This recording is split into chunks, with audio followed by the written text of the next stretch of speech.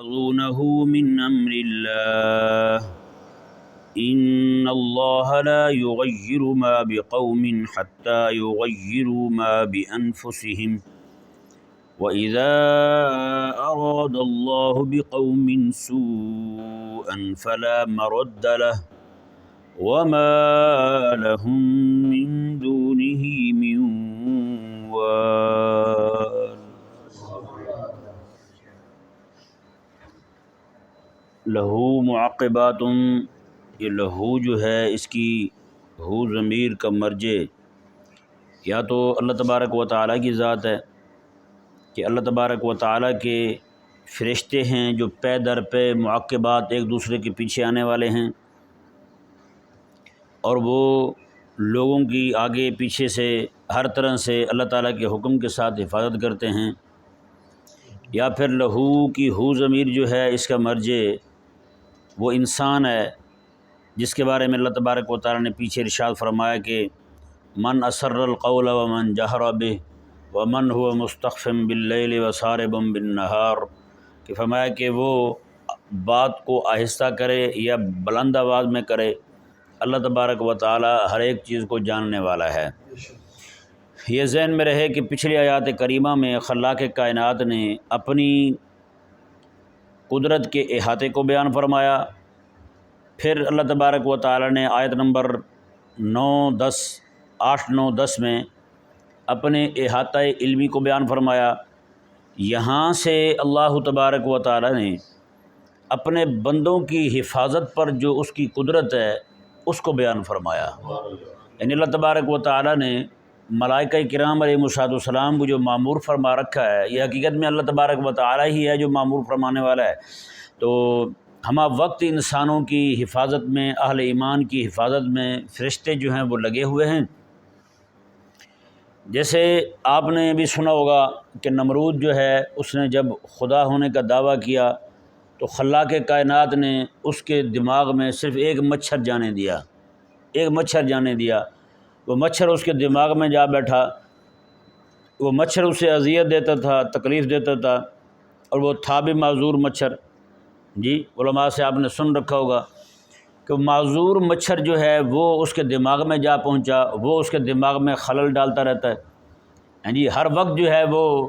اثر انداز رہتا ہے، جب تک اس کے سر میں جوتے پڑتے رہیں وہ ٹھیک رہتا ہے، جیسے ہی وہ معاملہ اس کا پیچھے ہٹے دوبارہ پھر وہ اپنی کارروائی شروع کر دیتا ہے۔ تو یہ اللہ تبارک و تعالی نے صرف دیکھیں ہمارے کون سا ناک پر کوئی فلٹر لگا ہوا ہے کوئی ایسا نظام؟ اور ہمارے ہاں تو مچھر بھی اتنا بے تحاشا ہے یہ نہیں، تو اس کے باوجود بھی اللہ تبارک و تعالیٰ کا کرم اتنا ہے کہ کسی کے ناک میں مچھر جلدی گھستا نہیں ہے۔ اگر یہی اللہ تبارک و تعالیٰ جو ہے اس نے یہ حفاظتی نظام رکھا ہے، اگر یہ حفاظتی نظام اللہ تعالیٰ کی طرف سے ہٹا دیا جائے تو ایک ایک لمحے میں پتہ نہیں کتنے کتنے مچھر ناک میں گھسیں، ہے یا نہیں؟ ایک لمحے میں اتنے مچھر جائیں ناک میں۔ تو یہ رب تبارک و تعالیٰ کی طرف سے جو حفاظتی پہرہ رکھا گیا ہے اس کا بھی پہرہ رکھا گیا تھا، لیکن جب اس کی ہٹ دھرمی دین حق کے مقابلے میں، دین حق کے معاملے میں، اور اس کا اپنے آپ کو خدا کہلوانا یہ بہت زیادہ بڑھ گیا،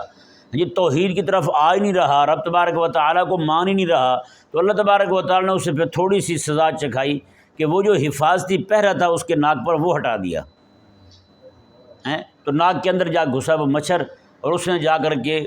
جو کہتے ہیں ناک میں دم کر دیا، اس نے پھر وہ کر دیا اس کے ساتھ۔ آج بھی آپ بہت زیادہ دیکھتے ہیں اس طرح کی چیزیں آپ کے بھی پیش نظر رہتی ہیں، کوئی بندہ جا رہا ہوتا ہے، بچنے کی امید نہیں ہوتی اس کی، ایسا حادثہ اسے پیش آتا ہے لیکن پھر بھی وہ بچ جاتا ہے، ہوتا یا نہیں ہوتا؟ اللہ تبارک و تعالیٰ کی طرف سے وہ ایک حفاظتی پہرہ ہے۔ آپ لوگ یہ کہہ رہے ہوتے ہیں جسے اللہ رکھے اسے کون چکھے، مطلب یہ کہ اللہ تبارک و تعالیٰ نے جو حفاظتی پہرہ رکھا ہوا تھا اس حفاظتی پہرے کی برکت سے وہ بندہ محفوظ ہے۔ جی ہاں، ممکن ہے کہ وہ حفاظتی پہرہ جو ہے وہ ابھی ہے، کچھ ہی لمحے بعد بڑے بڑے حادثے سے بندہ بچ جائے، اور جب حفاظتی پہرہ ہٹا دی جائے تو چھوٹی سی بات سے بندہ روانہ ہو جائے، ہوتا یہ نہیں ہوتا؟ ایک کہیں پہ عمارت بن رہی تھی، مزدور جو ہے وہ کام کر رہا تھا، تیسری چوتھی منزل سے اوپر سے بندہ مزدور نیچے گر گیا، اور نیچے گرا، اسے خراش تک نہیں آئی۔ جو گھر کا مالک تھا، جو بنوا رہا تھا، وہ بھی بیٹھا تھا، دیکھ کے حیران ہوا۔ اس نے کہا یہ تو اللہ تعالیٰ کا بڑا کرم ہوا ہے۔ اس نے پیسے نکال کے دیے، جا یار مٹھائی لے کے آ بانٹیں۔ وہ مٹھائی لے کے بھاگا تو سامنے گاڑی آئی، لگا اس میں، وہ روانہ ہو گیا۔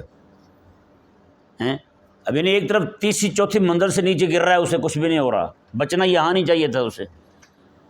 مٹھائی لینے گیا تو راستے میں جناب وہیں پہ گاڑی کے ساتھ لگا اور روانہ ہو گیا۔ ایک بندہ جو ہے وہ ٹرین گزر رہی تھی، ٹریکٹر پہ آ رہا تھا، ٹریکٹر اس کی پھنس گئی، ادھر ٹرین قریب آ گئی، لیکن ہوا یہ کہ گاڑی جو ہے نا اس کی دوبارہ پھر اسٹارٹ ہوئی اور باہر نکل گیا، ٹرین والی پٹڑی سے نیچے اتر گیا، نیچے اتر کے کھڑا ہی ہوا ہے، ٹرین گزر گئی، وہ کھڑے کھڑے وہیں فوت ہو گیا۔ فوت ہونا کہاں بنتا تھا اس کا بھائی؟ جہاں پھنسا ہوا تھا وہیں فوت ہو جاتا، گاڑی آتی لگ جاتی اس کو، ٹرین روانہ ہو جاتا، لیکن وہاں جا کے فوت ہو گیا۔ یعنی اللہ تبارک و تعالیٰ نے یہاں تک تو اس کے لیے حفاظتی پیرا رکھا ہوا تھا، جی جیسے وہاں سے ہٹا، حفاظتی پیرا ہٹا، وہ ایسے ہی فوت ہو گیا۔ تو یہ اللہ تبارک و تعالیٰ کی طرف سے ایک نظام رکھا ہوا ہے ہر ایک بندے کے لیے۔ اللہ تبارک و تعالیٰ جو ہے، یہ دیکھیں بچھو ہیں، کتنے بچھو ہوتے ہیں بتائیں؟ سانپوں کو دیکھ رہے ہیں، کتنے سانپ ہیں، اس کے باوجود اللہ تبارک و تعالیٰ کا فضل ہے، لوگ رہ رہے ہیں، اتنی ساری تعداد ہے ان کی، اس کے باوجود رہ رہے ہیں نا۔ مالک عز و جل کا فضل کرم اور احسان ہی تو ہے کہ ہر ایک بندہ جو ہے وہ الحمدللہ حفاظت کے ساتھ رہ رہا ہے۔ اللہ اکبر کبیرہ۔ تو اسی طرح اللہ تبارک و تعالیٰ جب چاہتا ہے کسی بندے کا حفاظتی پیرا ہٹا دیتا ہے، پھر کہتے ہیں جی فلاں چیز لڑ گئی اسے، فلاں چیز لڑ گئی، وہ چیز لڑی تو بندہ روانہ ہو گیا۔ تو اللہ تبارک و تعالیٰ جو ہے اس نے اتنا بڑا کرم فرمایا کہ ہر ایک کے لیے، اچھا ایک حدیث پاک اور سماعت فرمائیں، کریمہ کا صلی اللہ علیہ وآلہ وسلم نے ارشاد فرمایا جب کوئی بندہ پیدا ہوتا ہے تو اس کے ساتھ ایک کرین بھی پیدا ہوتا ہے۔ کیا پیدا ہوتا ہے؟ کرین پیدا ہوتا ہے۔ کرین جو ہے وہ جنات میں سے ہوتا ہے۔ کرین کس میں سے ہوتا ہے؟ جنات میں سے ہوتا ہے، جسے فارسی زبان میں ہمزاد کہتے ہیں۔ کیا کہتے ہیں اسے؟ ہمزاد کہتے ہیں۔ اور اسی طرح اللہ تبارک و تعالیٰ کے حبیب علیہ السلام ارشاد فرماتے ہیں، اللہ تبارک و تعالیٰ اس کرین کے ساتھ ایک فرشتہ بھی پیدا فرماتا ہے، وہ اس بندے کے ساتھ ساتھ رہتے ہیں دونوں، وہ کرین یعنی شیطان بھی، جن بھی، اور وہ فرشتہ بھی۔ کریمہ کا صلی اللہ علیہ وآلہ وسلم ارشاد فرماتے ہیں وہ جن جو ہے وہ اسے، شیطان جو ہے وہ اسے گناہ کی طرف مائل کرتا رہتا ہے۔ کس کی طرف مائل کرتا ہے؟ گناہ کی طرف مائل کرتا ہے۔ اور فرشتہ جو ہے وہ اس کو نیکی کی طرف مائل کرتا رہتا ہے۔ اور یہ دونوں جو ہیں یہ القاء دل پہ ہی کرتے ہیں، یہ نہیں کہ دونوں کو یہ حکم ہو رب تعالیٰ کی طرف سے کہ پکڑ کے لے جائیں، نہ تو وہ کرین سو جو ہے جن شیطان وہ بندے کو پکڑ کے کہیں لے جاتا ہے گناہ کی طرف، اور نہ ہی وہ فرشتہ جو ہے وہ پکڑ کے کسی کو نیکی کی طرف لے جاتا ہے، ایسا نہیں ہے۔ یہ دو جو ہیں یعنی کرین جن جو ہے وہ شیطان وہ، اور دوسرا جو ہے فرشتہ، ان دونوں کو اجازت دی گئی ہے۔ فرشتے کو اللہ تعالیٰ کی طرف سے حکم ہے بندہ مومن کو نیکی کی طرف مائل کرے۔ جیسے ہم بعض اوقات دل میں آ رہا ہوتا ہے کہ بندہ فلاں گناہ کی طرف مائل ہو جائے، لیکن پھر دل میں آتا ہے نہیں یار یہ کام نہیں کرنا چاہیے، بندہ اپنے آپ کو ملامت کرتا ہے۔ یہ سارا اس فرشتے کی وجہ سے ہوتا ہے۔ کس کی وجہ سے ہوتا ہے؟ فرشتے کی وجہ سے ہوتا ہے، جو کوشش کرتا رہتا ہے کہ گناہ کی نفرت اس کے دل میں ڈالی جائے اور نیکی کی محبت اور نیکی کا شوق جو ہے وہ اس کے دل میں پیدا کر دیا جائے۔ یہ اس طور پر ہوتا ہے۔ میرے کریم آقا صلی اللہ علیہ وآلہ وسلم نے جب یہ فرمایا نا، فرمایا کہ ہر ایک کے ساتھ یہ ہوتا ہے، تو صحابہ کرام علیہم رضوان کے دل میں یہ خیال آیا یا رسول اللہ یہ بھی ارشاد فرمائیں آپ کے ساتھ بھی ہے وہ؟ اللہ اکبر۔ میرے کریم آقا علیہ السلام نے ارشاد فرمایا ہاں میرے ساتھ بھی وہ پیدا ہوا تھا، اللہ تبارک و تعالیٰ نے میرے ساتھ یہ کرم کا معاملہ فرمایا کہ وہ میرے ساتھ پیدا ہونے والا جو ہے وہ بھی مسلمان ہو گیا ہے، وہ بھی مسلمان ہو گیا ہے، اب وہ بھی نیکی کی طرف ہی دل کو موڑتا رہتا ہے۔ اور یہ جو شیطان ہے اس کی طاقت اتنی زیادہ ہے کہ یہ بندے کا جو دل ہے نا وہاں ایک دانے جتنی جگہ کالی ہوتی ہے، کتنی جگہ؟ دانے جتنی جگہ کالی ہوتی ہے، اسی کو حب کہتے ہیں۔ حب عربی میں دانے کو کہتے ہیں، حب اسے کہتے ہیں۔ وہیں پر یہ شیطان جو ہے اپنی تھوتنی رکھ دیتا ہے، جیسے کنڈی نہیں لگاتے باہر بجلی کو، اسی طرح یہ کنڈی لگاتا ہے۔ یہ اپنی سونڈ جو ہے، نکیلی سونڈ ہے اس کی، ناقص کا، یہ وہاں رکھ دیتا ہے۔ اس طرح رکھنے کے بعد جو ہے پھر اس کے اندر وسوسہ ڈالتا ہے بندے کے دل میں، پھر اس کو جناب مائل کرتا ہے گناہ کی طرف۔ تو اس لیے بندہ مومن کو چاہیے کہ وہ ہمہ وقت جو وظائف میرے آقا صلی اللہ علیہ وآلہ وسلم نے تجویز فرمایا نا ان شیاطین سے بچنے کے معاملے میں، ان کو پڑھتا رہے۔ اعوذ بک من ہمزات الشیاطین، اعوذ بک ان یحضرون، اس طرح کے جو وظائف ہیں وہ چاہیے کہ ہر بندہ جو ہے ان کو زبانی یاد کرے اور پڑھتا رہے ان وظائف کو۔ میرے آقا علیہ السلام نے خود تعلیم فرمائے یہ والے وظائف جی۔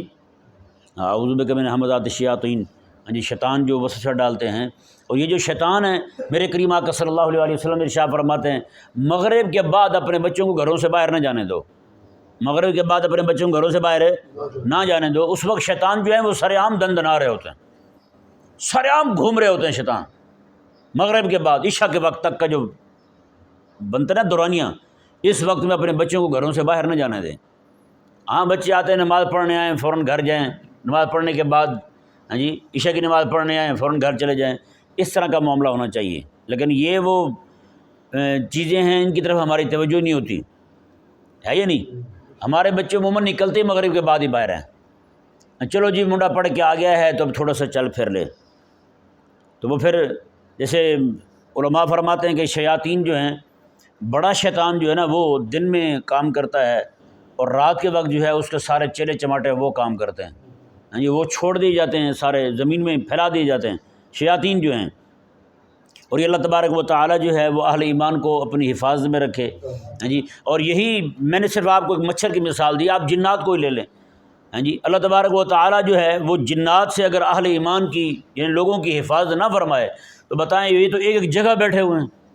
ہم سے زیادہ تعداد ہے ان کی۔ جس بندے کو جن جو ہے وہ معاملہ ہو جائے کسی بندے کے ساتھ جن کا، تو بتائیں اس کے تو ناک میں دم کر دیتے ہیں، ہوتا یا نہیں ہوتا ایسا؟ ہاں جنات جو ہیں یہ کسی اللہ تبارک و تعالیٰ کی طرف سے کسی بندے پر سے پہرا اٹھا دیا جائے تو پھر جو اس کے ساتھ ہوتا ہے وہ جانتا ہے، یا پھر اس کی تیمارداری کرنے والے جانتے ہیں کہ کیا نہیں بیت رہی ہے اس کے ساتھ جی۔ ہاں کئی لوگ جو ہیں وہ جان بوجھ کے مشغلہ بھی کرتے ہیں، شغل کرتے ہیں جنات کا جی، کو اپنی ضرورت پوری کروانی ہوتی ہے تو وہ پھر جنات کا معاملہ کرتے ہیں جی، مجھے تو جن چمٹ گئے ہیں جی۔ تو اس طرح بھی نہیں کرنا چاہیے، کہیں یہ نہ ہو کہ پھر سچ مچ آ بھی جائیں وہ تشریف لے آئیں، پھر بعد میں معاملہ خراب ہو جائے۔ تو اللہ تبارک و تعالیٰ نے اہل ایمان پر بطور خاص اور باقی بھی تمام لوگوں پر اللہ تبارک و تعالیٰ نے جو حفاظتی پہرہ رکھا ہوا ہے، اور اس کے علاوہ بھی بہت سارے عمل بھی ہیں جو آقا علیہ السلام نے تعلیم فرمائے ہیں جی۔ علماء بھی فرماتے ہیں کہیں پہ سانپ بچھو ہوں، اس طرح کی چیزیں ہوں تو وہاں پر سلام علی نوح فی العالمین پڑھ لیا جائے، تو وہاں پہ سانپ بچھو جو ہے وہ تکلیف نہیں دیتے، وہ اذیت نہیں دیتے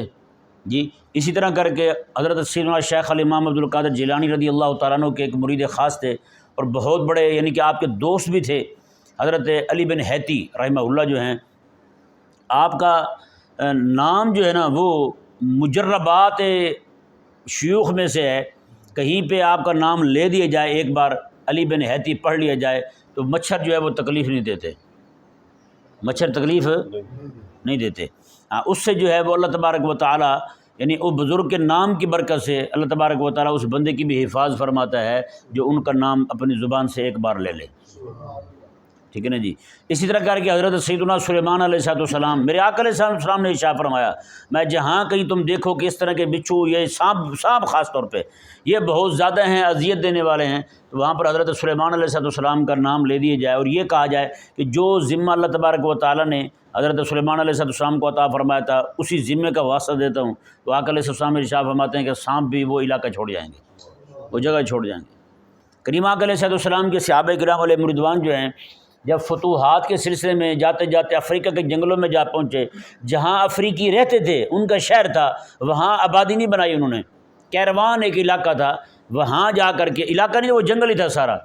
اس کو جا کر کے آقا علیہ السلام کے صحابہ کرام علیہ رضوان نے آباد کیا۔ اور وہاں جب گئے تو آپ کو پتہ ہے افریقہ اور جنگل اس کے، تو وہاں تو یہ موذی جانور تو بہت بے تحاشا تھے، وہاں آقا علیہ السلام کے صحابہ کرام علیہم رضوان نے کھڑے ہو کر کے یہ اعلان کیا کہ ہم رسول اللہ علیہ السلام کے غلام ہیں، یہاں جتنے بھی سانپ بچھو موذی چیزیں ہیں ہم تمہیں 3 دن کا وقت دیتے ہیں، یہ پورا علاقہ چھوڑ کے یہاں سے چلے جاؤ، ہم اپنا شہر آباد کرنے لگے ہیں، تو وہ اگر 3 دن کے بعد ہمیں کوئی شاید دکھ گئی ہم مار دیں گے۔ پھر وہی ہوا، اللہ تبارک و تعالیٰ نے کرم فرمایا، حضور کے صحابہ فرماتے ہیں جیسے ہم نے یہ اعلان کیا کہ ہم آقا علیہ السلام کے غلام ہیں، تو کہتے ہیں کہ اس کے بعد پھر یہ ہوا کہ جتنی بھی ساری چیزیں تھیں موذی جانور تھے، یہاں تک کہ شیرنی اپنے بچوں کو لے کے جا رہی ہے، بلیاں جو ہیں اپنے بچوں کو لے کے جا رہی ہیں، سانپ جو ہیں وہ اپنے بچوں کو اٹھا کے وہاں سے جا رہے ہیں، پورا علاقہ انہوں نے چھوڑ دیا۔ وہ کریم آقا علیہ السلام کے صحابی ہیں حضرت سیدنا سفینہ رضی اللہ تعالیٰ عنہ، آپ جو ہیں جہاں بھی جاتے جہاد پر تو وہاں سامان اپنا بھی اٹھاتے تھے، دوسروں کا بھی اٹھا لیتے تھے۔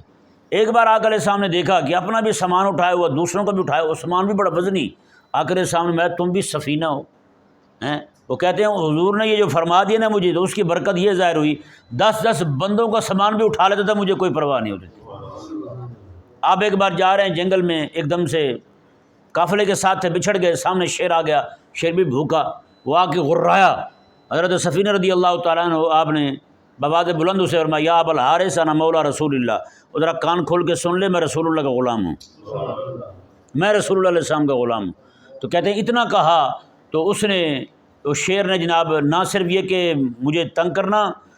کرنے کا ارادہ ترک کر دیا، بلکہ وہ شیر جو ہے وہ میرے سامنے دم ہلانے لگا اور مجھے اپنی زبان حال سے کہنے لگا کہ جہاں آپ کا قافلہ ہے وہاں تک میں چھوڑاتا ہوں، کوئی آپ کو تکلیف نہ دے۔ تو کہتے ہیں وہ آگے آگے چل پڑا، میں پیچھے، باقی بھی جتنے جانور سے ان سے بھی وہی میری حفاظت کر رہا تھا۔ تعارف ہو گیا نا، یہ رسول اللہ علیہ السلام کا غلام ہے۔ حضرت سیدنا عبداللہ بن عمر رضی اللہ تعالیٰ عنہ آپ آ رہے ہیں، آپ نے دیکھا کہ شیر جو ہے وہ بیٹھا ہوا ہے، تو لوگ سارے کھڑے ہوئے ہیں، لوگوں سے پوچھا کیوں کھڑے ہوئے؟ انہوں نے کہا جی شیر ہے تو وہ تو تنگ کرے گا، ہمیں اس لیے ہم رکے ہوئے ہیں راستے سے، وہ ہٹے تو ہم جائیں، اللہ اکبر، قربان جائیں۔ حضرت عبداللہ بن عمر رضی اللہ تعالیٰ عنہ آئے، شیر کا کان پکڑا، میں تمہیں خیال نہیں آتا یہ رسول اللہ علیہ السلام کا کلمہ پڑھنے والے ہیں، ان کا راستہ روک کے بیٹھا ہوا ہے؟ صرف اتنا کہا، شیر اٹھا، وہاں سے سائڈ پہ ہو گئے، تو سارے وہاں سے روانہ ہو۔ تو یہ اللہ تبارک و تعالیٰ جو ہے وہ اپنا حفاظتی معاملہ رکھتا ہے۔ حضرت رابعہ ادویہ رضی اللہ تعالیٰ عنہ آپ کو ایک بزرگ ملنے کے لیے آئے تو دیکھا کہ آپ نماز پڑھ رہی ہیں، بھیڑیے آپ کی بکریوں کی حفاظت کر رہے ہیں، بھیڑیے حفاظت کر رہے ہیں آپ کی بکریوں کی، بھیڑوں کی۔ تو وہ حیران ہوئے، انہوں نے کہا کہ رابعہ ان کی آپس میں صلح کب سے ہو گئی ہے؟ تو میں جب سے رابعہ نے رب سے صلح کی ہے نا، ان کی بھی آپس میں صلح ہو گئی ہے جی۔ تو اللہ تبارک و تعالیٰ کی طرف سے حفاظتی معاملات تو اتنے بے تحاشا ہیں، بس بندہ جو ہے نا اس کو چاہیے کہ وہ کیسے لیتا ہے۔ اب جیسے مثال کے طور پہ بندہ نماز نہیں پڑھتا تو اس کی اللہ تعالیٰ کی طرف سے کچھ حفاظتی معاملات اس کی طرف سے ہٹا دیے جاتے ہیں، ہاں جی، نظر بد کا اسے معاملہ رہے گا، اور اسی طرح کر کے اس بندے پر باقی بھی چیزیں جو ہیں وہ اثر انداز ہونا شروع ہو جائیں گی، ہر وقت نحوست کا اس کو سامنا رہے گا،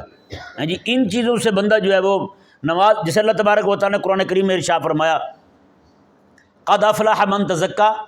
وذکر اسم ربہ فصلی، اللہ اکبر کبیرہ، 3 چیزیں رب تبارک و تعالیٰ نے فرمایا جس بندے نے یہ اپنا لی نا، قد افلح من تزکا، وہ بندہ کامیاب ہو گیا جس نے اپنا تزکیہ کر لیا، وذکر اسم ربہ فصلی، اپنا تزکیہ کر لیا، نماز پڑھی اور اپنے رب کا ذکر کیا۔ یہ 3 چیزیں جو ہیں جو بندہ اپنا لیتا ہے، وہ بندہ اللہ تبارک و تعالیٰ کی مزید حفاظت میں آ جاتا ہے، مزید حفاظت میں آ جاتا ہے۔ وہ چیزیں جن سے برکت روٹ جاتی ہے، وہ چیزیں اس سے پھر دور ہو جاتی ہیں، اللہ تبارک و تعالیٰ کی طرف سے برکت کا نزول ہونا شروع ہو جاتا ہے، اللہ تعالیٰ کی رحمتیں برسنا شروع ہو جاتی ہیں۔ تو یہ بہت جو ہے نا وہ بس بندہ جتنا اپنی کوشش، جیسے میں نے حدیث پاک کل سنائی تھی کہ کریم آقا علیہ السلام ارشاد فرماتے ہیں جو بندہ رات کو وضو کر کے سو جائے، اللہ تبارک و تعالیٰ اس کی خاص حفاظت کے لیے فرشتہ معمور فرماتا ہے، جیسے جیسے وہ کروٹ بدلتا رہتا ہے، اس کی ہر کروٹ بدلنے پر وہ فرشتہ جو ہے اس کے لیے بخشش کی دعا مانگتا رہتا ہے، مفت میں جناب فرشتہ جو ہے وہ معمور ہو جاتا ہے، صرف کیا وضو کر لے بندہ، وضو کر کے سو جائے۔ اللہ تبارک و تعالیٰ سمجھنے کی توفیق عطا فرمائے۔